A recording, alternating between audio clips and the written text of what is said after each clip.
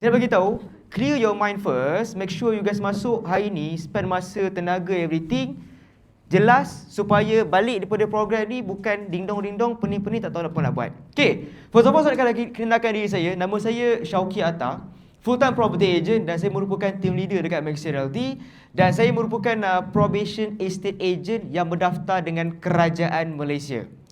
So kalau katakanlah PA ni dia bukan bawah daripada rent tau. Dia rent tengah-tengah tu PA, atas sekali RA. So ni cerita dia panjang sikit. Tapi kalau kata you guys nak go further, lebih serius sebagai seorang property agent, boleh try ambil PA ni. So PA ni consider license yang berdaftar dengan kerajaan, dan kalau nak ambil ada dua cara. Cara pertama melalui formal education, you guys belajar like estate management ke everything.